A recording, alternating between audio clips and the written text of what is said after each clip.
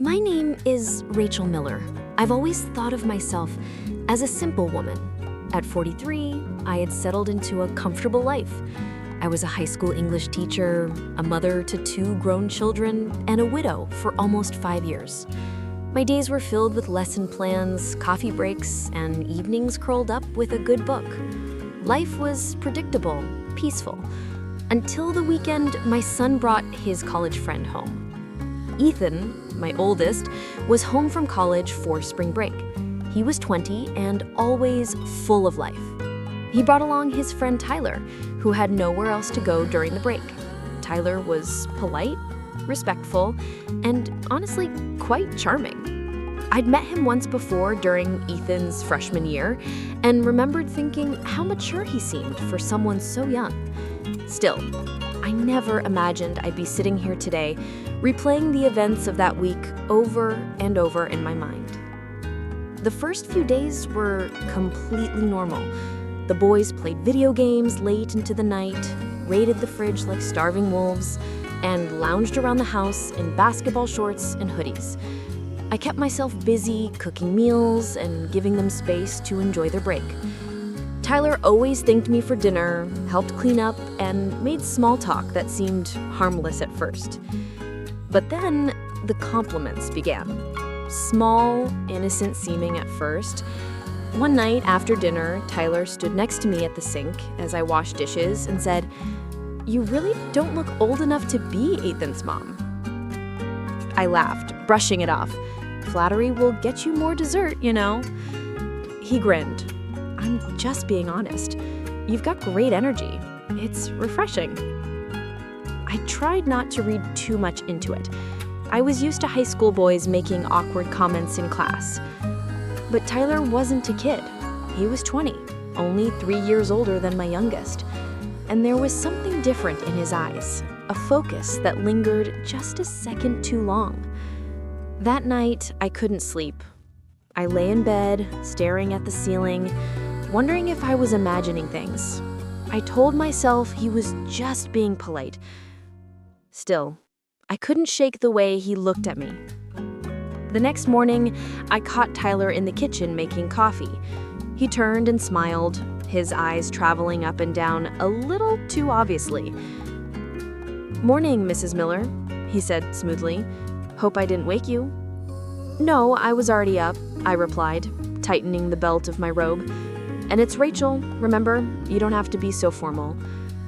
"Rachel," he repeated, letting the name roll off his tongue like it meant more than it should have. "It suits you." I cleared my throat and busied myself with the toaster. "Where's Ethan?" "Still passed out," he said. "I think we played games until like 3 a.m. I nodded and grabbed a plate. Tyler leaned against the counter and watched me for a moment. "You really do everything around here, huh?" I shrugged. "That's kind of what moms do." "Yeah, but most moms I know don't do it with your kind of style," he said with a smirk. I turned to look at him. "Tyler, I'm sorry," he said quickly. "I know it's probably weird, never mind." I didn't push further. I told myself it would pass. But as the days went on, Tyler's attention only grew more intense. One afternoon, Ethan had gone out to meet a friend from high school. Tyler stayed back, claiming he wanted to rest. I was in the living room folding laundry when he walked in. "Need help?" he asked. I glanced up. "I'm good, thanks." He walked over anyway, sat beside me, and started folding a t-shirt. We folded in silence for a few minutes before he spoke again. "I've been thinking about something," he said quietly. I looked at him curious. "I know this might sound crazy, but I've felt something since the first time I met you. I didn't say anything before because, well, it felt wrong, but I can't keep pretending."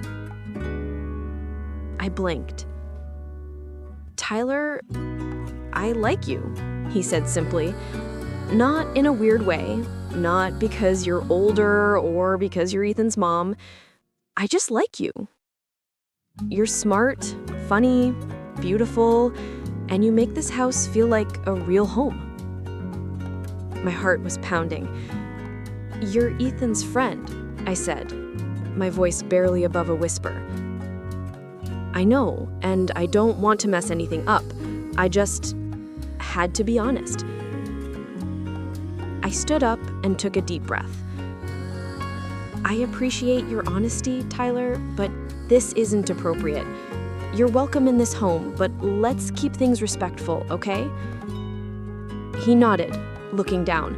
"Of course. I'm sorry." I walked away before I could say anything else. I needed space. I needed time to think. Why did his words affect me so much? Was it because no one had said something like that in years? Was it because deep down I missed being seen? I spent the rest of the day avoiding him, keeping myself busy with cleaning and errands. That night, I barely spoke at dinner. Ethan didn't seem to notice, too busy telling a story about his professor's pet parrot that apparently knew how to curse in 4 languages. Later that evening, Tyler knocked on my bedroom door. I opened it, surprised to see him standing there. "I'm not trying to push anything," he said. "I just wanted to say I meant what I said, but I'll respect your boundaries." "Thank you," I replied. "Good night, Tyler." He smiled gently and walked away. The next morning, I noticed a shift. He was polite but distant, gone were the flirtatious looks, the lingering presence, and strangely, that made me feel something. I didn't want him to cross a line, but I also didn't want to feel invisible again. That night, I found myself standing in the doorway of the guest room. Tyler was sitting on the bed, scrolling through his phone. "I couldn't sleep," I said. He looked up. "Me neither." We didn't say much after that. I sat down beside him, and for a moment we just sat in silence. "I wasn't lying," he said, "but I'll understand if we never talk about it again."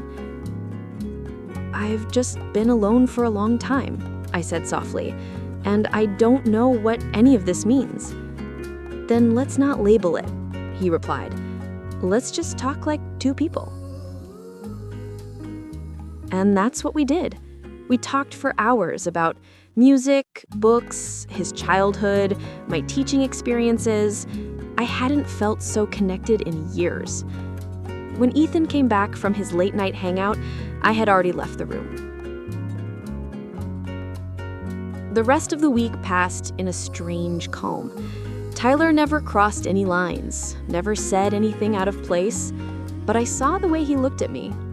Gentle, respectful, interested. When it was time for them to head back to college, he hugged me tightly. "Take care of yourself, Rachel," he whispered. "You too." After they left, the house felt empty.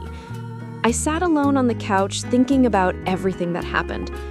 Nothing truly happened in the traditional sense, but emotionally, something shifted. Something woke up inside me. A few days later, I got a message on my phone. "Hey, just wanted to say I'm thinking about you. Hope you're doing okay." I stare at the message for a long time before typing back, "Me, I'm okay. And thank you for seeing me." Whatever the future holds, I don't know. But what I do know is that sometimes the most unexpected people remind us of who we really are and who we could be. And that weekend, my son's friend did exactly that. You wouldn't believe it,